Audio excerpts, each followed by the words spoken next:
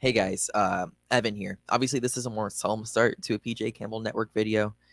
Most of the time, we're really excited. We're really joyous whenever we get to talk about movies or whatever the hell we want to do. But right now, there's something serious that we need to talk about.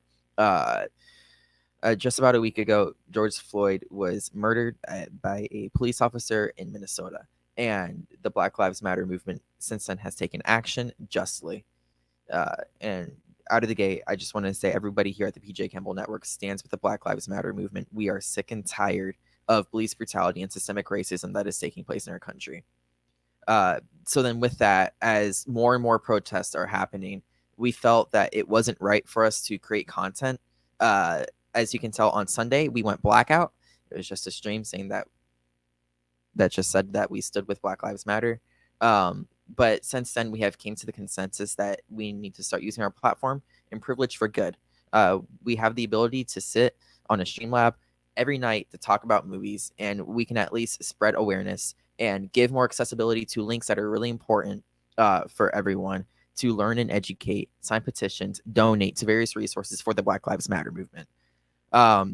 With that being said, our Streamlabs will still be up and running. But we urge everyone to take action. Make sure you guys are signing petitions. Make sure you guys are donating to important things. And make sure you guys are educating yourselves. All of these things are very important. And use your voice on social media, at home, with friends and family. It is time that change is happening in this country. And we here at the PJ Campbell Network strongly believe that. So with that, we stand with Black Lives Matter movement. We stand with our friends, civilians, and anyone else in the world that believes that Black Lives Matter and believes that police brutality and systemic racism is a huge problem in this country. With that, we're going to get on the show, and I hope you guys enjoy. Thanks, guys. Oh, suddenly soundtracks are here to provide you. Suddenly soundtracks will show you care.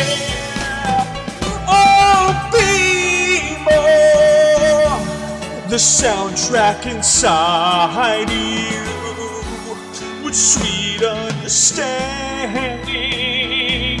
Oh, with sweet understanding. With sweet understanding. Soundtracks are your friend.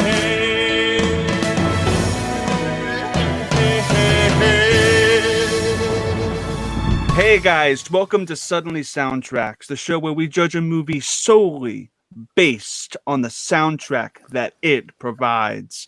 We are here to discuss Disney's Hunchback of Notre Dame. But before we do that, let me explain to you how Suddenly Soundtracks works.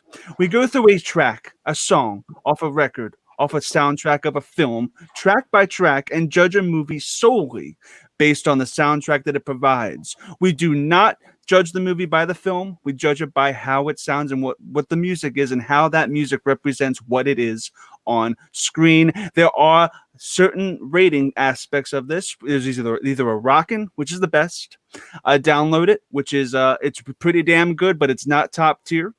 The new rating, shuffle it, which means that it's good. If it comes on shuffle, we will listen to that damn sucker. But other than that, it's a pass.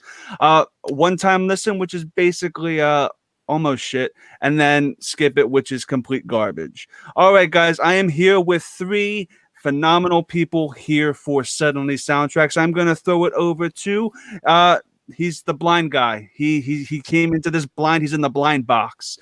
Evan DeGraff. Hi, Evan. Evan, he's been on the show before. Evan, how did you experience Hunchback for the first time, and what are your thoughts on this? So I saw it literally today for the first time. I got my notes taken for what I think about, the soundtrack and whatnot. The movie is great. My letterbox review for it was Viva la Revolution for Quasimodo the Simp. And I can't wait to talk about how this man pulls through. So the soundtrack is its own beast that we're going to cover. Yeah, we're gonna cover it. It's amazing how you're so into animated movies, and this is the first time you've I seen know. one of the greatest Disney musicals of all time. I'm gonna throw it over to guest Adelaide Spence. How you doing, bud? How did you actually first see Hunchback of Notre Dame, and why do you like it so much? Well, you see, Chris, I had a childhood, so I Oh watched this a yeah, lot when I was younger. perfect. Um, I recently watched it like a few months ago just to sort of re-familiarize myself. And I came into this like, okay, so I know how the film looks. Hmm. How does it sound? And oh boy, this will be fun.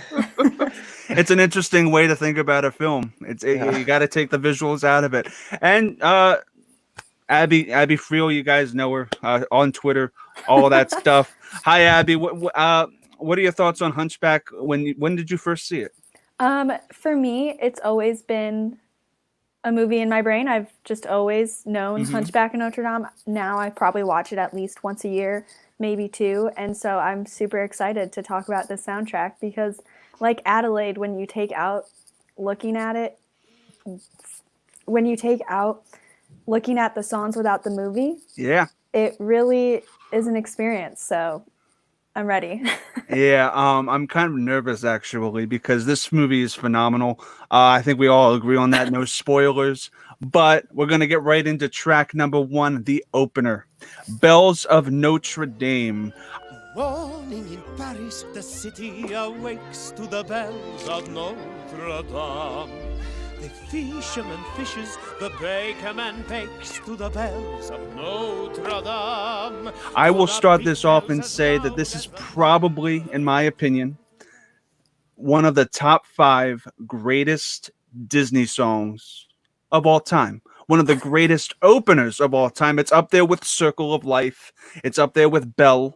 I feel like my panel here is probably going to disagree, but I'm going to throw it over to the guy in the blind box first. Evan, what were your thoughts when you first heard Bells of Notre Dame?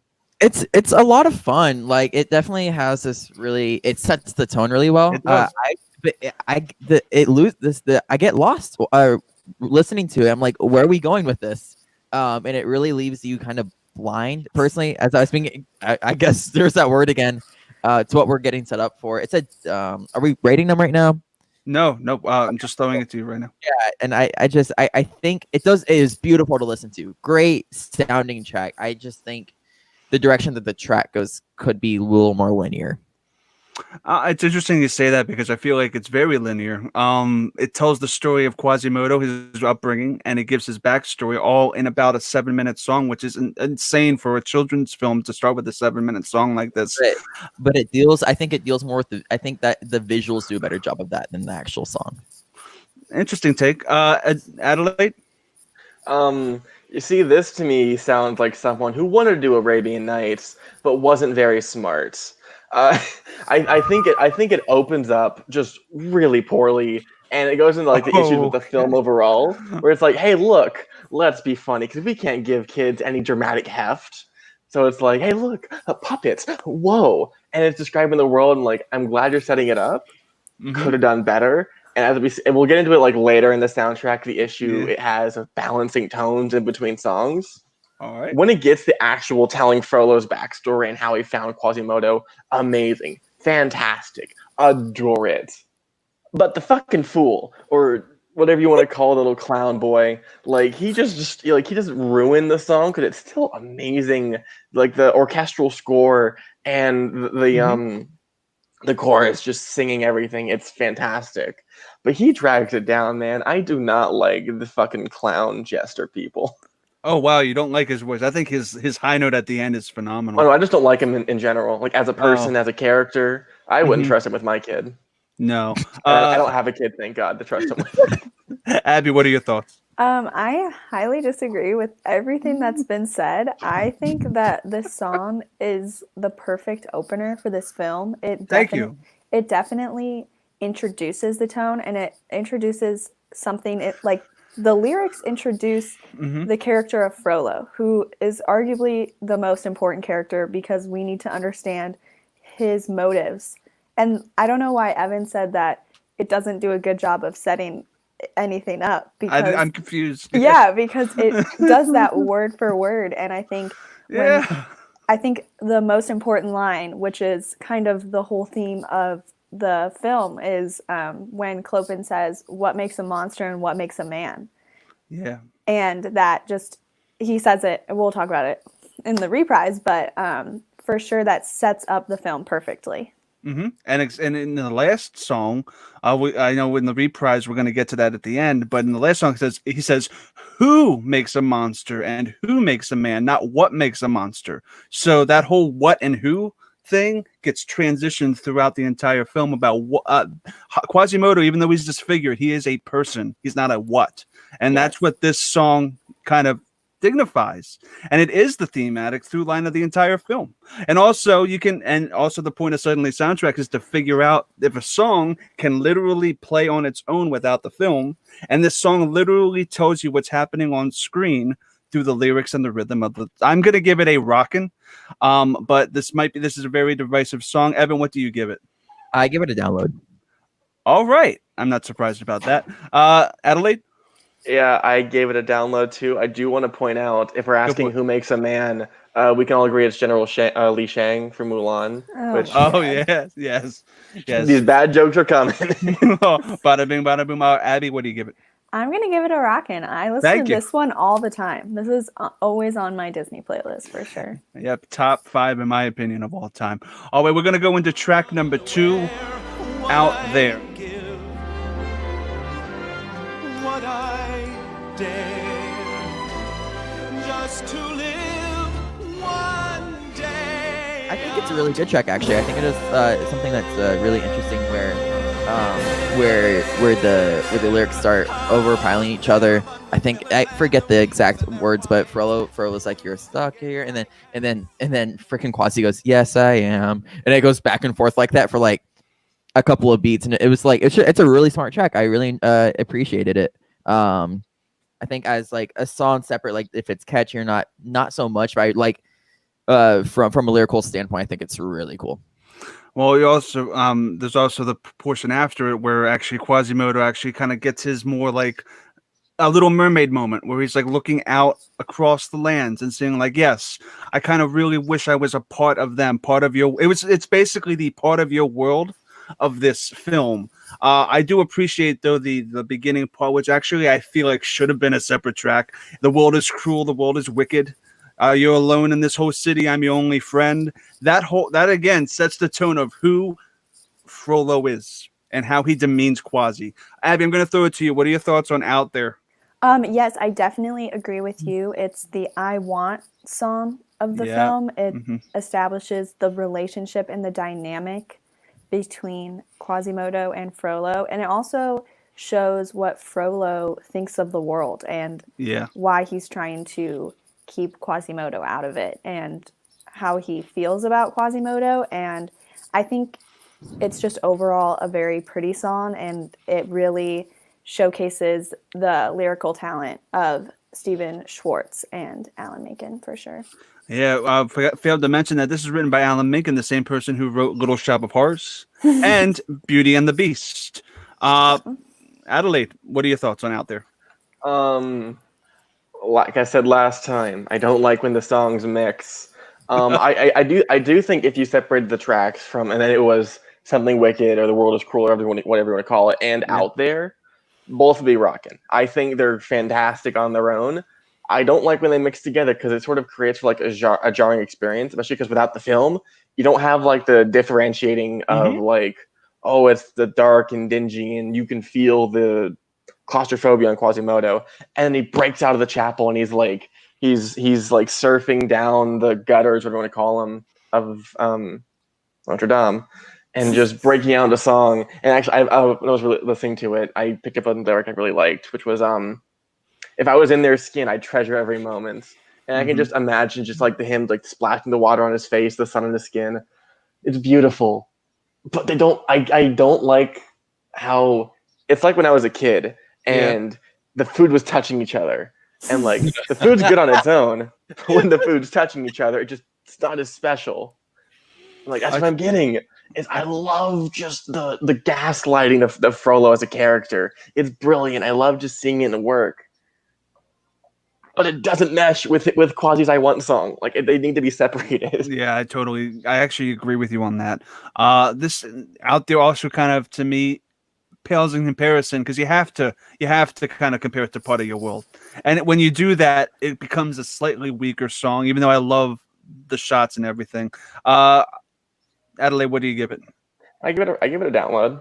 Download, okay. Abby, Give it a rockin'. oh, cool, awesome. Evan, Download. all right, buddy. I'm gonna give it actually a download too. The problem is, sadly, the whole it puts together two songs that probably shouldn't be put together on the soundtrack. All right, we're gonna go right into track 3. Once a year we throw a party here in town. Once a year we turn all parties upside down. So, Topsy Turvy is the song that Clopin sings at the Festival of Fools. Yep. And it is our introduction and also Quasimodo's introduction into the festival and the world of Paris. And it also showcases Esmeralda, and also just gives Quasimodo this idea that he can be loved in a certain type of way because they admire the fools for this festival. But so the song I really like. I think it's a lot of fun, and I think the upbeatness of the song definitely just makes it a fun listen for sure. It's definitely fun to listen to. Evan, I thought it's really catchy. It was a lot of fun. I think where it takes place in the film, especially at the festival, it's really necessary to have that different tone because the festival is supposed to be a lot of fun, at least in Quasimodo's eyes. And so having that there and the tone and the beat behind it was really important. My main issue of the song is I don't like the voice of the character. I found it really annoying, and I'm like, it was really hard for me to get into because it wasn't unbearable, but it just wasn't fun. But it is the boost of energy the soundtrack kind of needed, because it opens with kind of 3 very dark songs. I would consider Out There kind of dark. Even though it's optimism, he's still feeling neglected because of the way he looks. It's not necessarily Ariel's situation. She's beautiful. Quasimodo is on every faction hideous to a lot of people, and it's a very sad truth. Adelaide, what are your opinions on it? How dare you? Have you not seen the Hunchback of Notre Dame 2 starring Reba McEntire? Oh, it's beautiful on the inside. Important. Wait. Oh my god. Isn't it not Jessica Alba or someone like that? Yeah, Jennifer it's Reba McEntire. Yeah. It's Reba McEntire and Jennifer Love Hewitt, I think. Thank you. That's Who does she play? Who does Reba McEntire play? Or is it that she provides a song or something, and then Jennifer Love Hewitt is just the love interest? I'm forgetting. It's something like that. Yeah, that's it's another. dumb. The movie's garbage. Anyways, Jennifer Love Hewitt deserves more appreciation. She's an icon. No, Topsy Turvy is not a good song. Okay. Again, I don't like the jesters, and it's like I feel like it is a lot of fun, but this movie is brilliant when it gets to dark moments, and when it goes to comedy, it fails like 90% of the time, and the 10% is jolly. That's it. The goat is the only good thing about the funny part of the movie. But I would argue that it's not funny. It's still like dark in the context of the scene, and I guess that's not necessarily the show because this is breaking down the song in the sense of just listening to it. Yeah. But like it's still very dark because you think it's fun and you think Quasimodo's having fun, but they are admiring him because he's ugly and they're making fun of him. And so like there's still that on brand dark tone that this film has. You see, and that might work like in the track we're not covering, Humiliation, where it actually does the scene shift where it's like, oh, he's not dressing ugly, he just is ugly. Now it's dark. I feel like this one, it's still like, especially because in the beat, it's like Topsy Turvy, and it's like it's keeping the pace high. And it's like the song that, like, if you put your kids down in the theater, they'll start like jumping around and dancing to it because they don't know what's going on. To me, that the scene just carries that energy of like, oh, it's supposed to be fun and lively after we just had 3 fantastic dark songs. And I feel like while you can have that moment of levity, it just wasn't handled very well here. I kind of agree actually with you, Adelaide, in the sense that on the soundtrack, it doesn't actually give that kind of what Abby was saying, the whole like they're being fake. They're just using him as a sort of laughing tool and a laughing stool. And the track after it that we're not going to cover because it's basically a score piece is Humiliation. It basically kind of brings that together, but in the actual song itself, it's still fun. I acknowledge that it's something necessary, especially for a kids film.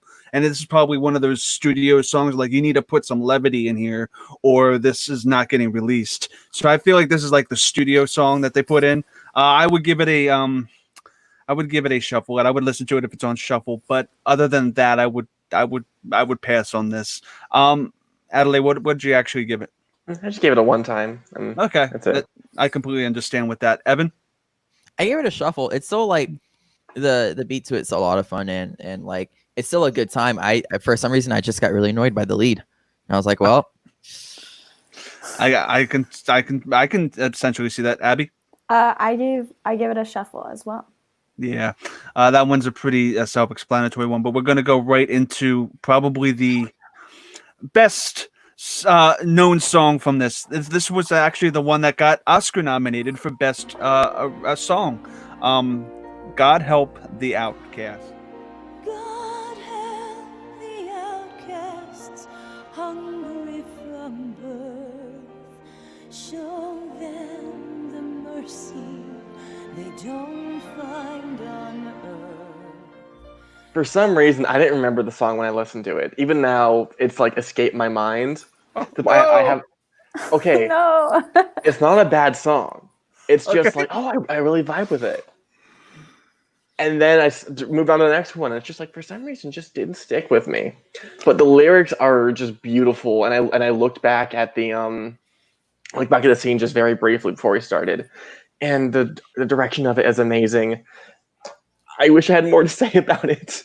It's just I think it goes for a lot, and from what I remember, it sticks it all very well. Just for some reason, it's not sticking in there with me.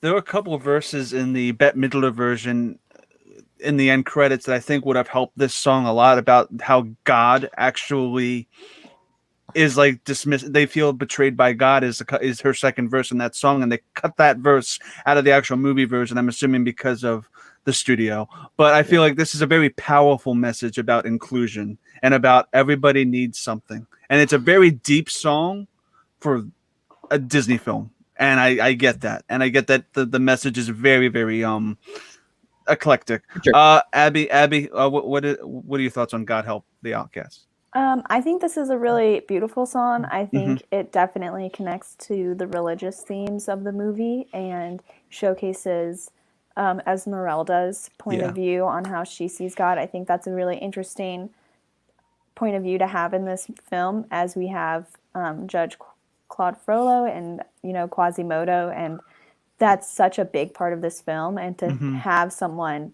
who it also just showcases her character, because she's asking for nothing. She's still, even in her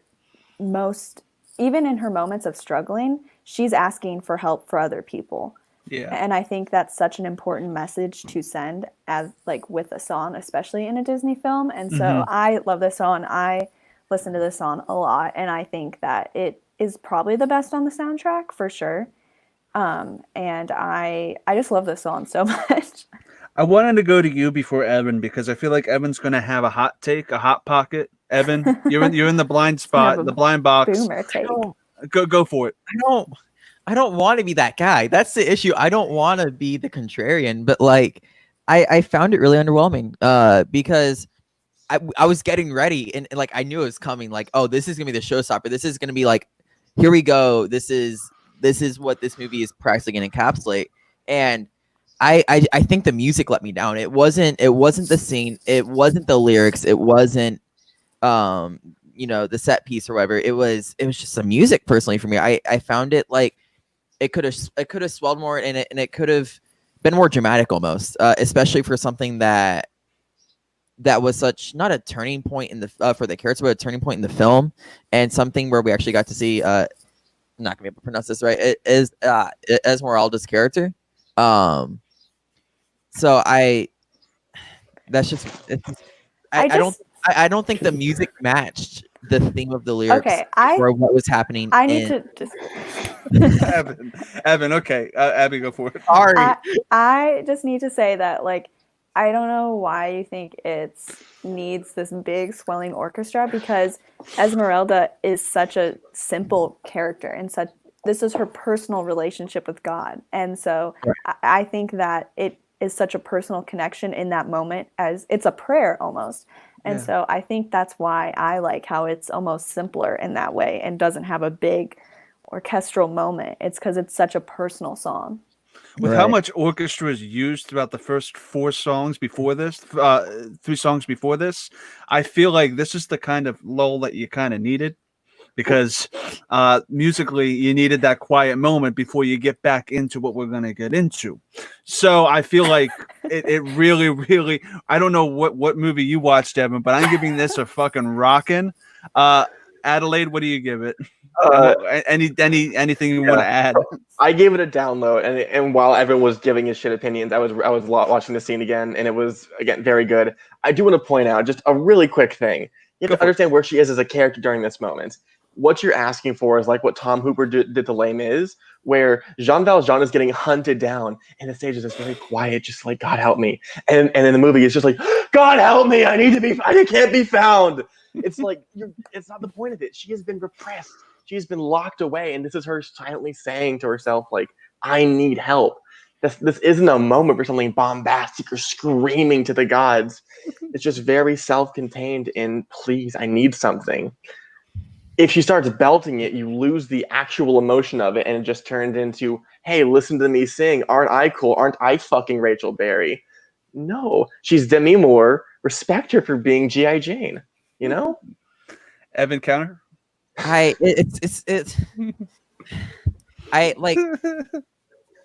personally gave it a shuffle, because it's still like I still like everything around it. I just don't think the music matches the tone of the lyrics, and it's a whole conversation of do lyrics matter, blah blah blah. But I don't hate the song.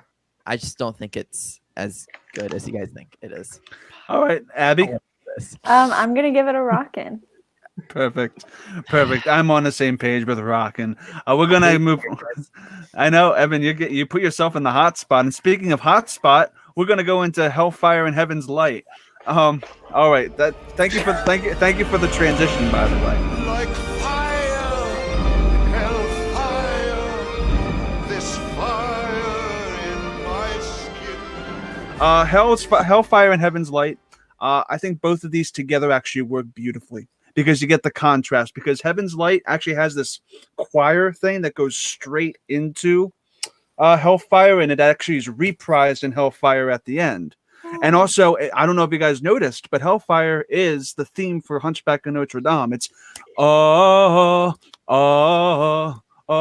it's in a minor key, and it's Hellfire, Dark Fire, and I love how it reprises the open. This is what I mean by this movie feels like a stage musical, with the actual critiques in a stage musical that you wouldn't normally find in a movie, because the orchestral score reprises thematic moments from previous songs subtly. I didn't realize the Hellfire thing until probably 2 years ago, that Hellfire was the same as Bells of Notre Dame, but in a minor key.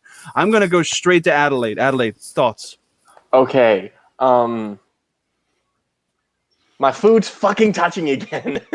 Oh, okay. No. The tracks are layered on top of each other. This one, I think it works though. I'll break it down when we get to our actual ranking. I think they work all right as a whole. I think Heaven's Light would be a better song if it was longer, because I think there's a lot to offer there, and because especially it goes into Out There, which I think I want to hear Tom Holtz sing more. Man, beautiful voice, great voice. and I want that to just go on. I want to see Heaven's Light. Like, I want to see him, like, I want a whole, like, arc for this song. Because it starts with him, like, I see people walking on the streets more. And I want that to transition into his, and I want to be walking down the street with Esmeralda.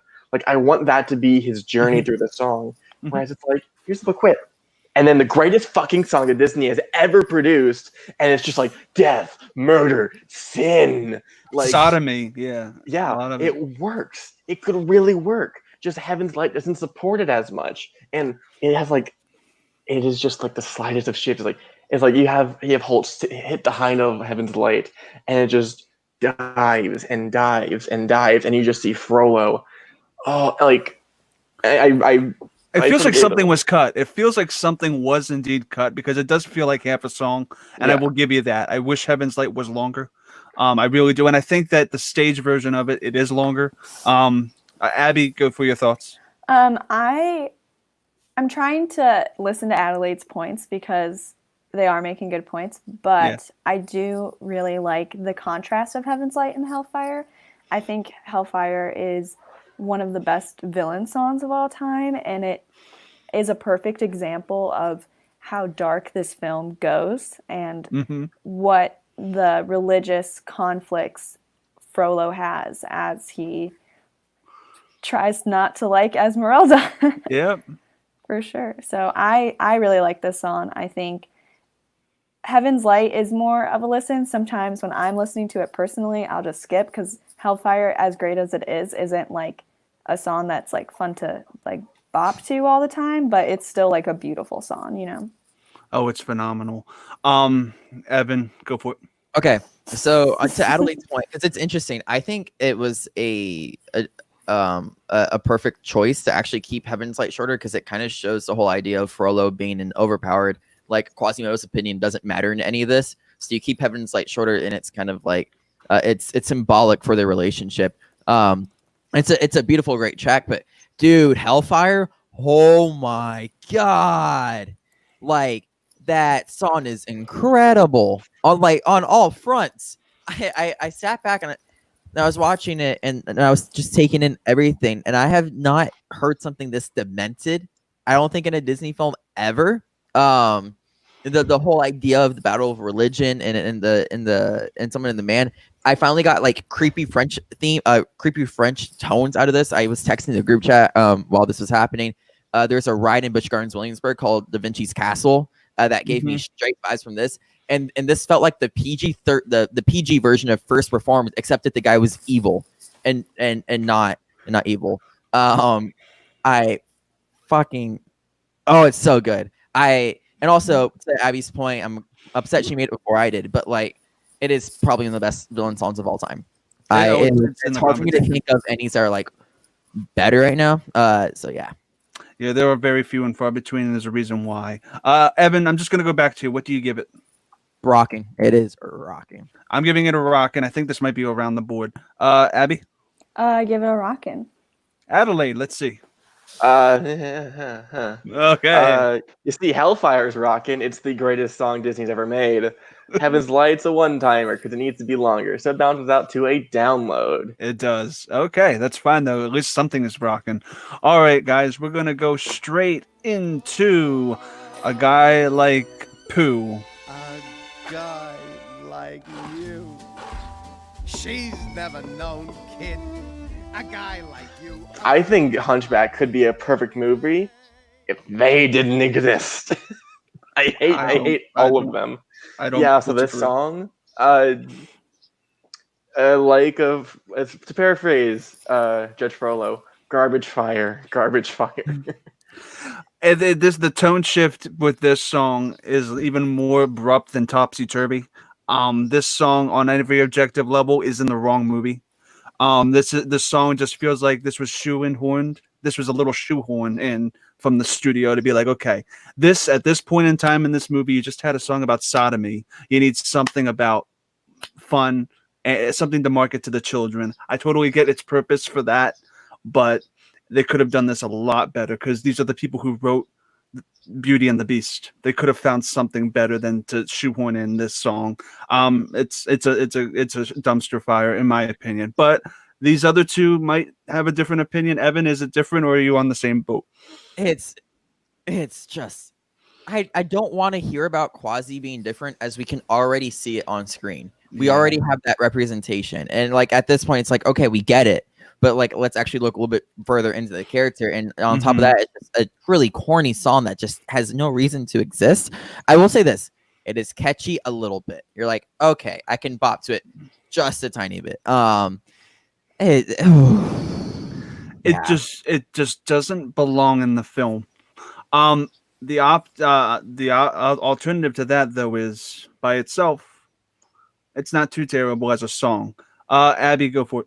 I every time I watch this movie or listen to the soundtrack, well, I skip it, so that's a little spoiler for my rating. There you go. But I always forget how this song goes. I think it's just not even a memorable song in terms of the song itself, and it, like you guys said, doesn't make sense in the film. It is a really weird contrast to go straight from Hellfire to this. And I think even in the film, just visually, it takes you into a different movie.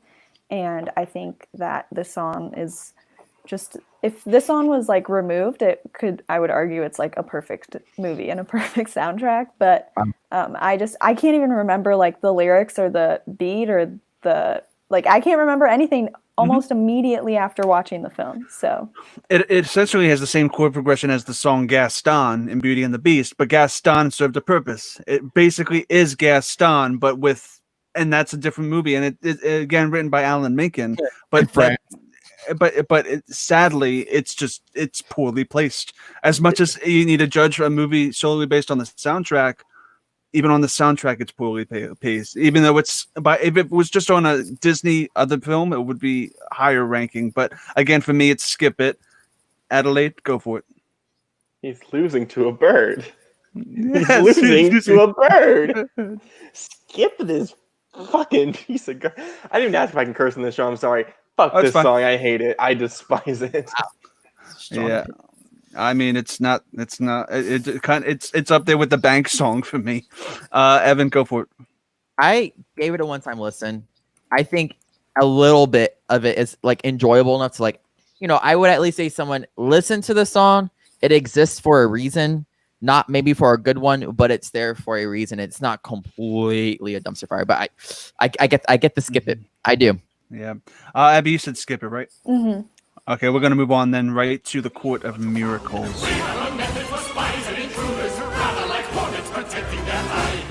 Very short, kind of the same energy as Topsy Turvy, but I think it's fun, but it still has those dark undertones, and it's still just on brand with the rest of the film in terms of even when it's a fun song, it still has a lot going on in the context that it has. It's Topsy Turvy, but in the upside down. It literally is. Basically, Clopin is sort of the villain of this song now. He turned from this joyous kind of gesture to, hey, I'm the executioner. I'm the judge, jury, and executioner. And they're about to be hung, and then it gets stopped by Esmeralda. It's a very fun, but honestly, it's kind of a forgettable kind of little ditty. Adelaide? Ew. All right. I don't like the jester. Any again, 90% of the comedy, except for the goat. Love the goat. Most of the comedy does not work. Although I do like the lyric. It's like the eyes don't see or something the dead don't talk. I like that, and then the visuals that accompany it in the movie are really nice. In general, not a fan. Don't like fun at people in my hunchbacks. Yeah, this song is like a give or take. Evan? It's interesting. The issue I have with it is the lyrics and the music don't actually make you think Hunchback or Phoebus are going to die, which I think is really important to that song and really important to that scene, because you're actually you're supposed to be nervous, oh wait, this could be over. Whatever Phoebus and or Hunchback were working towards, and as I like to call Viva la Revolution, just it wasn't working out, and I didn't feel the tension I feel like I needed to. And I think the song even could have been even more chaotic, giving you a really unhinged sense of chaos, but we didn't get that. So I honestly feel though it is a little bit punching the energy. I think it does punch the energy a little bit. It's a 10 times better than A Guy Like You. I gave it a shuffle because I would listen to it if it came on shuffle. Abby? I would give this a shuffle. Yeah. Adelaide? Yeah, one time. It's all right because I enjoy the energy, but I don't want to listen to it again. Evan? One time listen for me. All right, guys. That one was a clunker, but we're going to go right into the reprise. Here is a riddle to guess if you can sing the bells of Notre Dame. What a monster and what makes a man? I miss Sanctuary, man. Sanctuary is a fucking bop. Great song.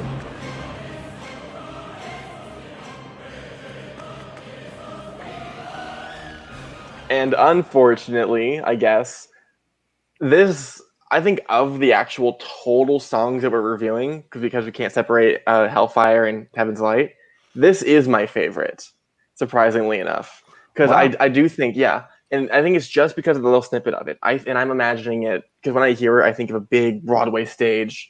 And like I've seen the set design for the stage production, especially the German one, because the German one's fucking wild, and I love that. That's awesome. And it's just imagine just like the dark, dingy, and just how I've used it before, like how claustrophobic you feel in it. And you finally have Frodo die, and you can literally feel just like the gates of hell open up, close, and a wave of light exits them. Right, I don't know who's singing the track, but right when he hits the Notre Dame or Dame, whatever, and he hits the high note, just it feels like the gates of heaven open up and just light from God just shines down on you. Mm-hmm. It's beautiful. I love the choral arrangement of it. Yeah. And it's one that I think, like, if it was, again, having not seen it in a film, that might sway it the way it's used, but on its own as like the peak of a film or a play or anything, it is beautiful. Beautiful indeed. Abby. I really love this. I like the opening, and this is just the opening again. So Yeah. I love this, and I again just brings the story full circle and introduces you back to the narrator and just closes out the film. I think it's a solid song. Yeah. That is Clo Penn singing it, and I feel like his voice is amazing. You might not like him as a character, but his voice is phenomenal, especially that last high note. It's a whoa. Evan. I like the song. It's so weird to separate the soundtrack of the movie here, because the movie ends so abruptly, and I also think like a darker song would have fit better here, because like so many things just happened. Like Frollo dies. Frollo also practically, and this was in commentary I was expecting from Disney, but Disney practically the movie has a commentary practically on the fetishization of foreign women and women of color, and I didn't expect that. That I was shocked, and like the fact that like right after that, all that happened, we have such a happy song. I was just thrown off, and I don't know how to separate soundtrack and film here, because it's so reflective of what's happening in the movie. But it's beautiful, of course. Like it's still the opening number, and it's still the closing number as well. Just in context, you're just like, why? I was expecting something much darker. I think it should have been something much darker. In regards to the soundtrack, though, ending on a reprise of the opening number is just fitting, because in the dead center of the soundtrack is Hellfire, which is essentially a second reprise of the opening, right? But a darker version of it. So this was a beginning, middle, and end that you needed. It's very neat. I agree that in context with the film, it's very abrupt, exceptionally abrupt. But to me, it's just as good as the opener. It's a rockin'. Evan? I'm gonna go download, but that's with the idea that like they're separated for a reason, and that's the show. Did you give it a higher rating than the opener? Yeah, I know they're both downloads. Oh, they were both downloads. Okay, Adelaide. This shit's rocking. I love it. It's phenomenal. Abby. Rockin' for sure. Yeah, it's a reprise of the opener. Easy. Now we're going to get into two very divisive songs, and they're both during the ending credit sequence. First is basically a Backstreet Boys kind of ripoff, Someday, which is actually a cut song from the soundtrack, which was the original version of Out There.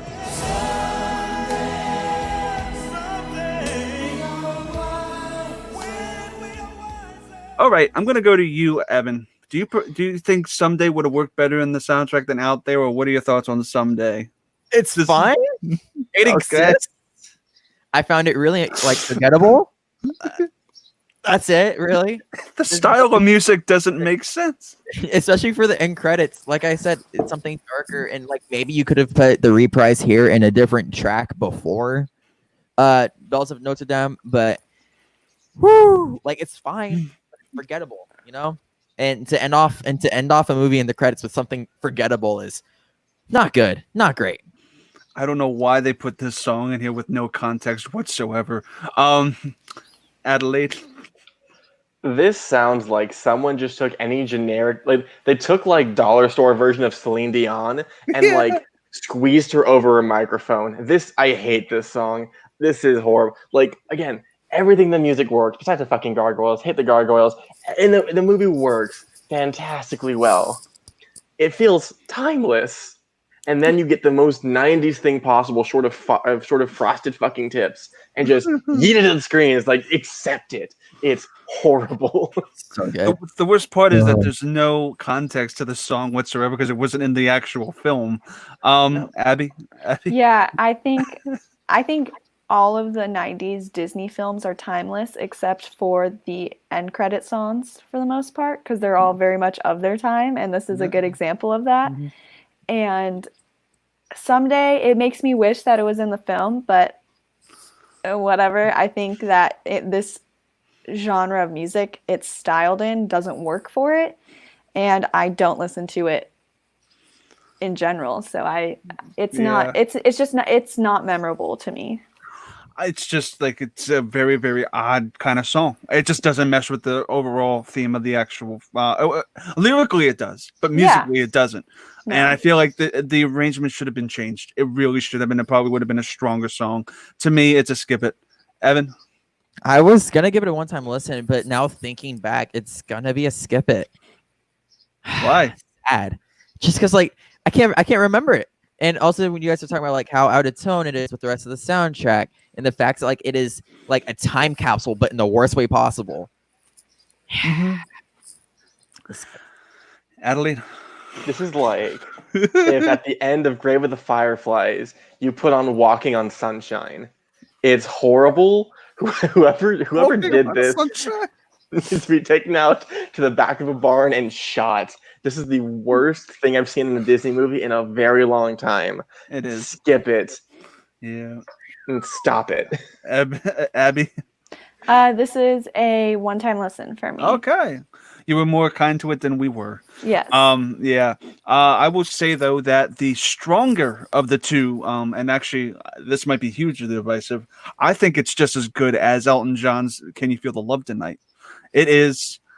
Bette Midler's "God Help the Outcasts." I think the added verses are amazing. I don't like how there is a certain lyric in there changed, obviously because she's a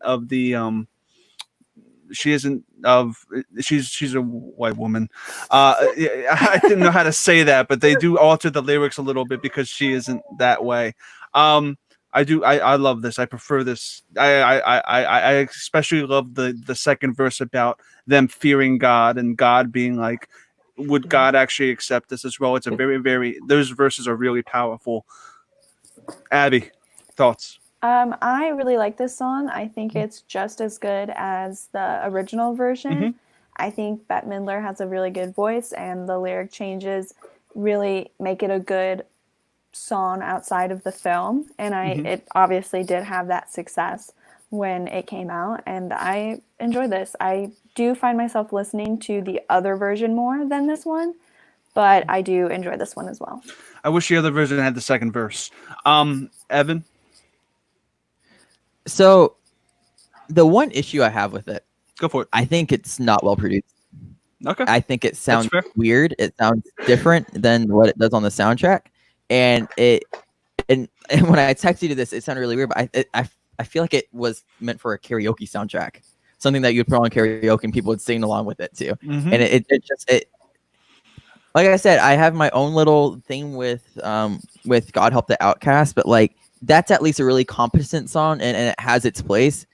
This one just felt weird to me. Yeah, and I know a lot of people have a problem with the altered lyrics and how it wasn't a woman of color that sung it. I get that criticism, but Bette Midler still killed it. I know that I said it's just as good as "Can You Feel the Love Tonight" by Elton. I think the only other song that's really comparable to this for the after credit scenes or the Was it Christina Aguilera who did "Reflection"? Yes. Because that's phenomenal. That's a phenomenal version too. Adelaide, your thoughts? Whoever decided to try to change "God Help the Outcasts" needs to be taken out behind a barn and be shot. This is Okay. horrible. I hate this. And like Evan said, this is overproduced as shit. And because again, the way I talked about the first one is it's a very quiet and somber song. It's someone talking to themselves. It's not singing to an open stadium and saying, listen to me sing. They shouldn't have touched it. It was already a great song as it was. And then it's just, again, discount Celine Dion, just squeeze the life out of it. It's horrible. It ruins everything the original song went for. And just because it has beautiful lyrics, it doesn't translate. You lose the emotion, you lose the weight of it. Now it's I get just, that. here's a pop song on the radio. Hey, give it a gold record. Woo. I hate it. I do. Yeah, I agree that Bette Midler was a very, very awkward choice to sing the Well, song. it's not even just Bette Midler. It's the way it's produced. It's like it's the soft notes and the harp, and it's like you can hear someone again. It's like if someone shot it with like a fog dispenser, whatever you want to call it, and like a really soft anamorphic lens and lots of soft yellow light. It sounds like someone's trying to shoot like a love song, and that's not what this is. Nope, it's I get that, but I also I dig it. I think it's I would give it a download. It's not rocking, but it's solid to me. I get everybody's criticisms though. Abby, I'm going to give this a download. cool, and this one's going to be a barn burner. Evan, One time listen. oh, I have the other one there. You listen to this once and then you realize, oh, God Help the Outcasts is much better in the film. all right, and Adelaide, rip it. Oh, All right. If there was a burn option, I would do that, but now I'm just gonna skip it just twice. There used to be a burn option back when we used to do it, but it is skip it. It is skip it.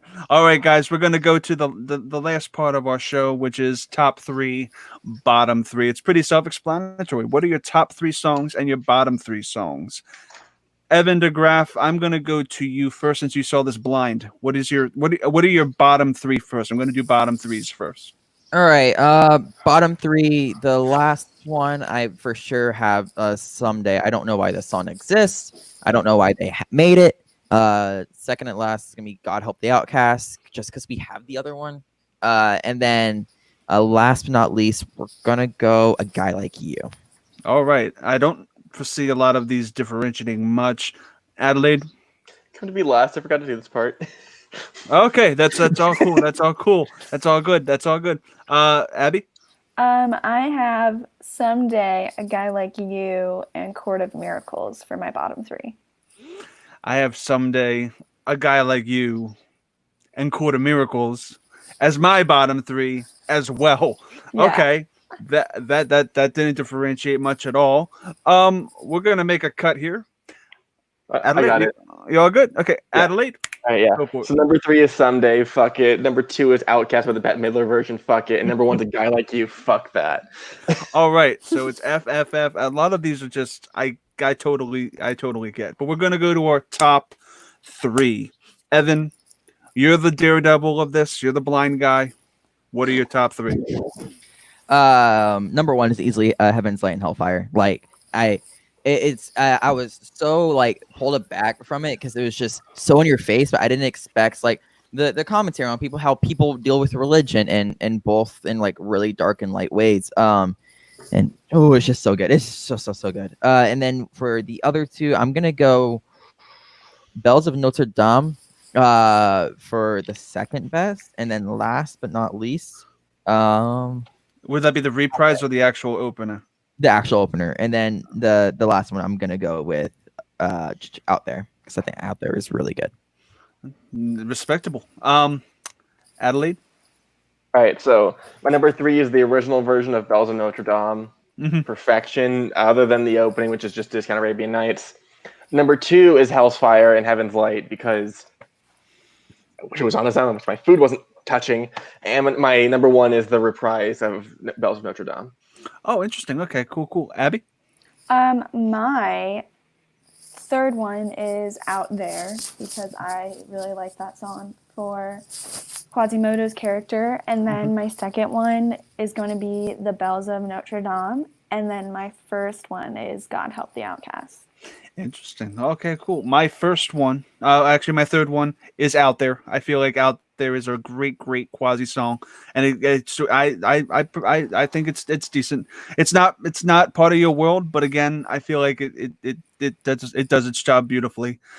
My number two is, I was debating on it was either going to be Hellfire or God Help the Outcast, but I'm doing God Help the Outcast.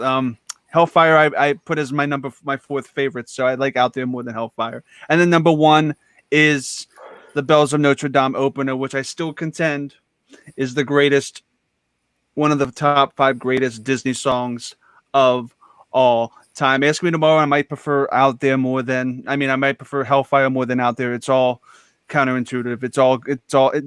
I love this soundtrack. I love the film itself. But we got a lot of mixed responses, to be completely honest.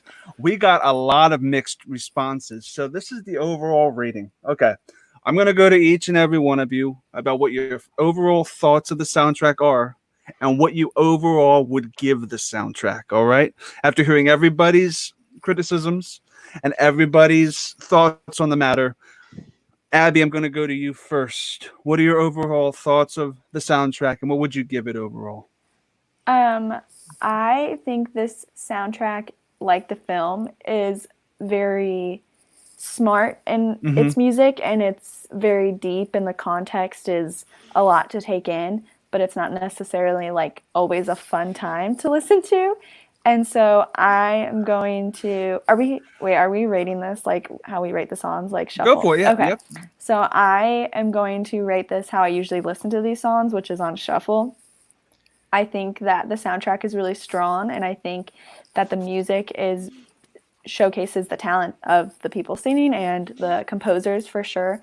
But it's just an interesting tone for a Disney film, and that reflects in its music for sure.